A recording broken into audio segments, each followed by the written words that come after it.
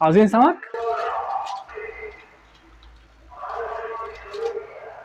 كابوريا. تخيل معايا صديقي تكون نازل من البيت رايح تجيب طلب، واول ما توصل الشارع تقف وتحتار هو انا كنت نازل ليه اصلا، وتكمل وما ترضاش ترجع علشان الناس ما تضحكش عليك، وتاخدني معاه وتمشي لا حس ولا خبر.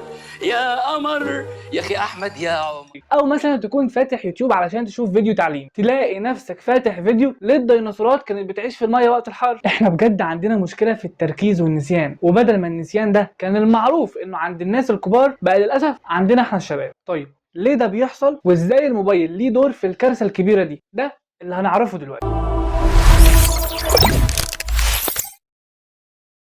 زمان كنا بنعرف نحفظ حاجات كتير، المدرس كان بيدينا بالخمس والست صفح في المدرسة أو درس وكنا بنحفظهم زي الطلب. دلوقتي بقى صعب حتى نحفظ رقم موبايلنا أو ميعاد معين. المشكلة إننا بطلنا نستخدم مخنا اللي ربنا خلقه لنا، وبقينا نعتمد على الموبايل في كل حاجة. ببساطة مخك قالك طالما مش بتستخدمني أنا مش هشتغل معاك. طيب هو عند؟ عند. ده أنت رخم قوي يا مخ. لا هو مش رخم ولا حاجة، هو زي ما قلت لك قبل كده، المخ زي العضلة، لو ما شغلتوش هيركن ويصد. كل مرة بتمسك فيها الموبايل من غير هدف مفيد وواضح بيحصل الآتي: أول حاجة معلومات كتير في وقت قليل، فالمخ بيتلخبط ومش بيعرف يركز على حاجة واحدة. تاني حاجة قلة التركيز، كل نوتيفيكيشن بتيجي بتسحب جزء من انتباهك. تالت حاجة إدمان السكرول، تفضل تسكرول فلاشي تيك توك وفيسبوك ويوتيوب وريلز ملهاش أي لازمة، فتتعود إن كل حاجة لازم تكون سريعة، والنتيجة بقينا صعب نذاكر، صعب نحفظ، وصعب نركز على حاجة لمدة طويلة. هعمل اختبار بسيط بس من فضلك اعمله معايا. عاوزك تغمض عينك لمدة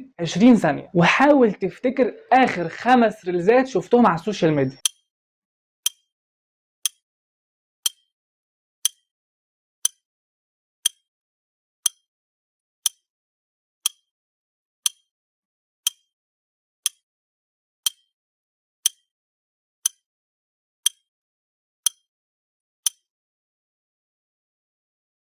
عرفت ولا ايه؟ صعب صح؟ المخ بيتعامل مع الفيديوهات السريعة دي زي المية اللي بتنزل من حنفية وتعدي على ايدك. ايه اللي بيحصل؟ هل بتفضل في ايدك؟ اكيد لا. اهو المخ بقى نفس الفكرة. المصيبة الاكبر بقى اللي لاحظتها انها بتأثر على مزاجك ونفسيتك. ازاي يعني؟ بتكون قاعد تقلب في الفيديوهات مثلا ويجي لك فيديو كوميدي، تقعد تضحك وصوتك جايب اخر الشارع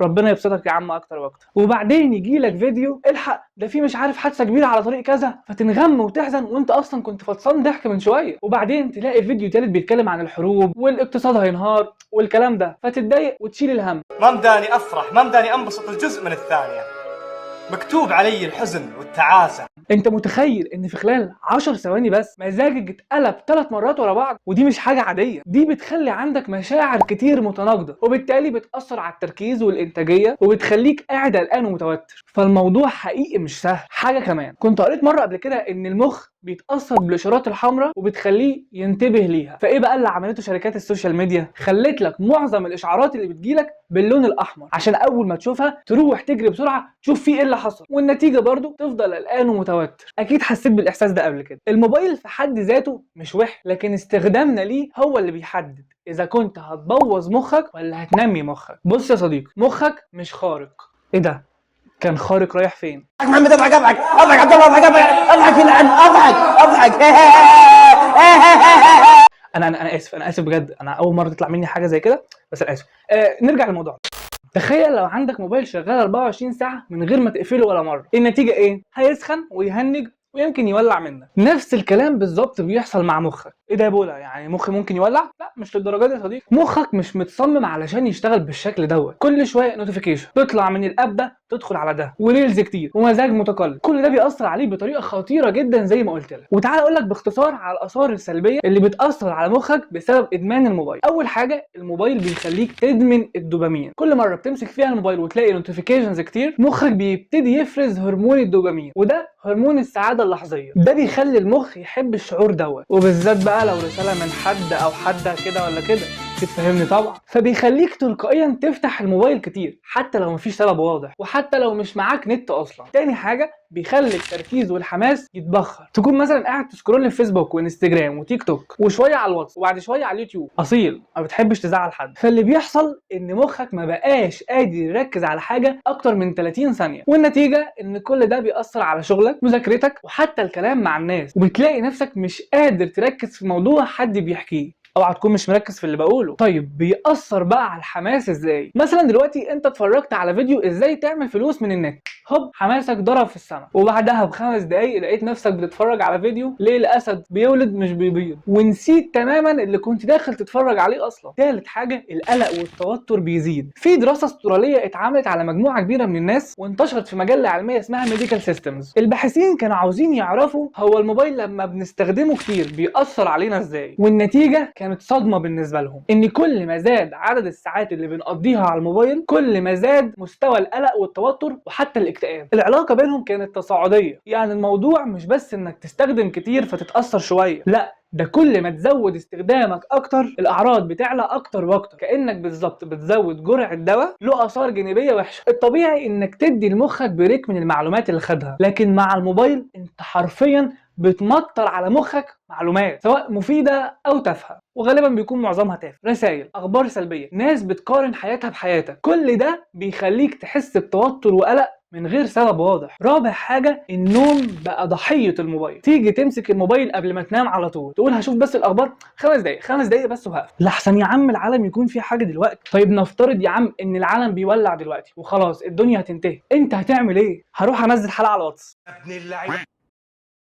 الضوء الازرق اللي خارج من الشاشه بيخلي مخك يفتكر ان الوقت لسه بالنهار، فهرمون الميلاتونين اللي هو هرمون النوم ما يشتغلش صح، والنتيجه تفضل تسكرول لحد الساعه 4 الفجر، وحتى لو نمت النوم بيبقى ضعيف، فتقوم الصبح وانت حاسس انك مضروب على دماغك. الخلاصه يا صديقي، لا لسه ما خلصناش، اصحى معايا كده، روح هات لك كوبايه شاي وتعالى. مخك محتاج منك شويه رحمه. عارف انت الجمله اللي بتقولها لنفسك هفتح بس الموبايل 5 دقايق وارجع اكمل اللي ورايا، وبعد شويه تلاقي نفسك اتسحلت في 50 فيديو ملوش لازمه، وبعدها على ترند جديد، وبعدها على مش عارف ايه. طيب انت استفدت حاجه من اللي اتفرجت عليه دوت؟ طيب فين ال5 دقايق اللي انت قلت عليهم من شويه؟ سبحان الله ال5 دقايق طلع فيهم بركه. الاحصائيات بتقول ان متوسط استخدام الموبايل العالمي ما بين 4 ل5 ساعات يوميا، ده ان ما كانش اكتر طبعا. وطبعا مصر مكتسحه في الموضوع ده. تخيل لو الوقت ده كنت استخدمته في حاجه مفيده، صدقني كان زمانك في حته تانية دلوقتي. في حاجه اسمها خدعه المحتوى اللانهائي. خلي بالك الموبايل مش بيضيع وقتك بالصدفه كده وخلاص. الشركات اللي بتصمم التطبيقات دي عارفه ازاي تخليك ما تسيبش الموبايل. تكون مثلا داخل تبحث عن جوجل عن اسعار الموبايلات مثلا، وتروح على الفيسبوك تكمل تقليب، تلاقي طلع لك مليون اعلان عن اسعار الموبايلات، فتسال نفسك هو انا متراقب ولا ايه؟ لا انت مش متراقب ولا حاجه. يعني مثلا جربت تسال نفسك قبل كده ليه فيسبوك وانستجرام والواتساب واليوتيوب والتطبيقات دي كلها مش بدفع عليهم فلوس؟ لان بكل بساطه انت الفلوس، انت السلعه اللي بيتاجروا فيها. ندخل بقى على الاثار الجسديه. لو قلت لك ان الموبايل ممكن يبهدل جسمك، هتقول لي ايه علاقه ده بده اصلا؟ لا ليه علاقه، واثار سلبيه كبيره جدا. اول حاجه العينين. لما بتبص لشاشه الموبايل لفترات طويله عينك بتتعرض لضوء ازرق قوي جدا، وده بيعمل حاجتين قلنا منهم حاجه بيجهد العين جدا وتحس انك مش قادر تركز، وبيأثر على النوم لان المخ زي ما قلت لك بيحس انك لسه بالنهار حتى لو الدنيا ليل، فبالتالي ما تعرفش تنام كويس وعينك توجعك. تاني حاجه الرقبه والظهر. الوضعيه اللي بنمسك فيها الموبايل بتأثر على فقرات الرقبه لانك بتبص لتحت، والنتيجه الام في الرقبه وتقوس في الظهر ووجع مستمر. تالت حاجه زياده الوزن. تقول لي بقى يا بولا ايه علاقه الموبايل بزياده الوزن؟ قبل الموبايل كنا بنخرج نتمشى ونجري ونلعب وننزل نجيب طلبات، دلوقتي كل حاجه بقت اونلاين، ده حتى التمارين بقينا نتفرج عليها بدل ما نعملها. اعراض ادمان الموبايل اللي ممكن تكون عندك وانت مش واخد بالك، ولو عندك يبقى ألف مبروك عليك، انت كده في قائمة المدمنين. 1 البطارية 5% وانت على وشك انهيار عصبي. عارف انت الاحساس لما تلاقي الموبايل بيقول لك البطارية ضعيفة؟ بتحس ان حياتك كلها على المحك، فجأة ودنك بتسخن، قلبك يبتدي يدق، وتبدأ تدور على شاحن كأنك بتدور على انبوبة اكسجين. تاني حاجة فتح الموبايل من غير سبب او مرض اللا هدف. ده بقى العرض المرعب. ايدك لوحدها تروح على الموبايل، تسحب الشاشة، تفتح فيسبوك، تخرج تروح على انستجرام، تخرج تروح على تيك توك، وبعدين ترجع فيسبوك تاني وتقول لنفسك انا كنت بدور على ايه اصلا. اللحظه دي انت رسميا وقعت في الفخ وبقيت زي اللي بيفتح التلاجة هو مش جعان اصلا. تالت حاجه الموبايل بقى ظله. تروح المطبخ الحمام، حتى وانت خارج ترمي الزباله الموبايل معاك، تحس انه بقى عضو جديد في جسمك. رابع حاجه الاكل مع الموبايل، مش قادر تاكل وجبه غير وانت حاطط الموبايل قدامك، حتى لو مفيش فيديو جديد هتشوف اي حاجه وخلاص. خمسة التوتر لما يبقى مش معاك الموبايل، لو نسيت الموبايل في البيت بتحس كانك نسيت نص دماغك. بتركب مواصلات وانت عمال تفكر لو حصل لي حاجه دلوقتي هكلم مين وهعمل ايه. انا مش عارف قلبت دراما فجاه ليه، بس مش مشكله يعني. حرام عليك يا بولا، عمال تجلد فينا طول الفيديو، خلص عندك حل ولا لا؟ عيب عليك يا صديقي، عندي الحل طبعا، والا ما كنتش اتكلمت في الموضوع ده اصلا، ومجربه الاول على نفسي قبل ما اطلع اتكلم معاك، لاني كنت كده فعلا. فين الشاي يا ولاد؟ بس ركز معايا وحياتك علشان ده اهم جزء في الفيديو كله. بص، مش هقولك ترمي الموبايل وتعيش في العصر الحجري، بس جرب الحاجات اللي هقولها لك دي وصدقني الحاجات دي فعالة جدا. اول حاجة فلتر الاشعارات. ليه؟ لان الاشعارات معمولة علميا علشان تشدك زي ما قلت لك حتى لو مش مهمة، لان اللون الاحمر في ايقونات التطبيقات مش اختيار عشوائي كده وخلاص من الشركات، زي ما قلت لك ده لون بيحفز القلق ويخليك تبص. الحل ايه؟ افتح اعدادات الموبايل وروح للاشعارات، واقفل كل اشعارات السوشيال ميديا الغير ضرورية، وخلي المكالمات والرسائل المهمة بس اللي توصل لك. في الفيسبوك او الانستجرام اقفل البوش نوتيفيكيشنز علشان ما يطلعلكش تنبيهات وهمية زي فلان نشر لاول مرة من سنة مثلا. النتيجة هتحس لاول مرة ان دماغك ساكتة من جوه، ومش كل دقيقتين حاجة بتقولك بص هنا. تاني حاجة جدول الموبايل، مش الموبايل اللي يجدولك. ليه؟ لانك لو ما حددتش وقت التطبيقات هي اللي هتحددهولك، وهتلاقي نفسك فاتح من الصبح لحد النوم. الحل ايه؟ استخدم خاصية السكرين تايم في ايفون او الديجيتال ويلبنج في اندرويد علشان تحدد وقت للتطبيقات. حدد لنفسك فترتين في اليوم، مثلا نص ساعة الصبح ونص ساعة بالليل. استخدم منبه يحذرك لما وقتك يخلص، ولما المنبه يرن اقفله فورا حتى لو في نص الفيديو. النتيجة هتحس انك بتتحكم في وقتك لأول مرة، وان السوشيال ميديا بقت ضيف مش صاحبة البيت. تالت حاجة مرن مخك، لان الموبايل خلى مخك يكسل اي حاجة مش عارفها، بدل ما تفكر بتروح تسأل جوجل او الاي اي. الحل مرن نفسك على حل المشكلات البسيطة من غير الموبايل، زي الحسابات السريعة او معلومة جديدة. بدل جزء من وقت الموبايل بألعاب تفكير حقيقية زي الشطرنج والسودوكو والألغاز، وأي حاجة بتخليك تفكر. وخليك واعي، أول ما تلاقي نفسك رايح تسأل الاي اي أو جوجل أو أي حاجة اسأل دماغك الأول. النتيجة هتحس بعد شهر واحد ان ذاكرتك رجعت تفتح، وانك بقيت اذكى في مواقف الحياة. رابع حاجة طريقة التبديل الذكي. انت محتاج تربط عقلك بعادة بديلة، والا هيرجع للموبايل تاني. كل مرة تحس انك هتفتح الموبايل من غير سبب بدله بحاجة مفيدة، مثلا اشرب كوباية مية، اعمل 10 ضغط، اقرا مثلا فقرة من كتاب بتحبه. اربط العادة الجديدة بنفس الاحساس اللي بيجيلك وانت ماسك الموبايل. النتيجة ان بعد فترة جسمك وعقلك هيتعودوا على العادات الجديدة، والموبايل مش هيبقى اول حاجة تيجي في دماغك. عاوزين سمك؟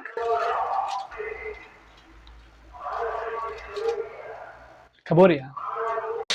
خامس حاجة امشي من غيره احيانا. ليه؟ لانك محتاج تثبت لنفسك انك تقدر تعيش من غيره حتى ولو وقت قصير. الحل جرب مثلا تخرج مشوار قريب من غيره، السوبر ماركت، الجيم، الكافيه. في الاول هتحس انك عريان او في قلق، ده طبيعي. كمل التجربة للاخر، وبعد ما ترجع لاحظ انت حسيت بايه. هتكتشف انك ما كنتش محتاج شاشة تقعد عليها طول الوقت. سادس حاجة اعمل ديتوكس اسبوعي. لازم يبقى فيه يوم تنظيف للشحن الذهني. اختار مثلا يوم في الاسبوع وليكن الجمعة، قلل فيه استخدامك للموبايل جدا، وخلي اليوم كله عبارة عن نشاط اجتماعي او هواية بتحبها بعيدا عن الموبايل. لو محتاج الموبايل للطوارئ استخدمه في المكالمات، غير كده اركنه على جنب في اليوم ده. النتيجة هتحس انك رجعت تتواصل مع الناس والعالم بشكل اعمق حقيقي فعلا. سابع حاجة قبل ما تفتح الموبايل اسأل نفسك ليه؟ لانه بيوقفك لحظة قبل العادة اللي انت متعود عليها. قبل ما تمد ايدك على الموبايل اسأل نفسك سؤال: انا ماسك الموبايل ليه دلوقتي؟ هو اللي هفتحه هل فعلا يستحق وقتي؟ لو الإجابة مش قوي أو مش عارف يبقى خليه مكانه أحسن. النتيجة مع الوقت هتقل الفتحات العشوائية للموبايل بنسبة كبيرة جدا. تامن حاجة غير مكان الموبايل وقت الشغل أو المذاكرة، لأن مجرد وجوده في المكان اللي انت فيه بيقلل تركيزك حتى لو مش ماسكه. حط الموبايل في مكان تاني وانت بتذاكر أو بتشتغل، ولو لازم يكون جنبك للضروره القصوى حطه بعيد عن عينك واعمله سايلنت. وجرب تقنيه البومودورو اللي اتكلمنا عليها قبل كده علشان تستخدم الموبايل في وقت الاستراحه بس. النتيجه انتاجيتك هتعلى وهتنجز في ساعه شغل كنت بتخلصه في 3 ساعات. صدقني لو مشيت على الحاجات اللي قلتها لك دي هتلاقي نفسك اتغيرت بنسبه يعني مثلا قول 180 درجة، انت متخيل؟ وفي الاخر يا صديقي الموبايل مش حاجة وحشة، ده من اعظم الاختراعات اللي عرفتها البشرية، بس لو عرفنا نستخدمه صح. وصدقني لو عرفت تتحكم في وقتك مع الموبايل هتحس انك رجعت تكسب حياتك من جديد، لان صدقني اللحظة اللي بنضيعها مش هنعرف نرجعها. وبس كده، اسف لو طولت عليك، بس حقيقي الموضوع كبير جدا وكان ممكن نتكلم فيه اكتر من كده كمان. اهم حاجة بس انك تكون استفدت، لان ده هو هدف المحتوى عامة.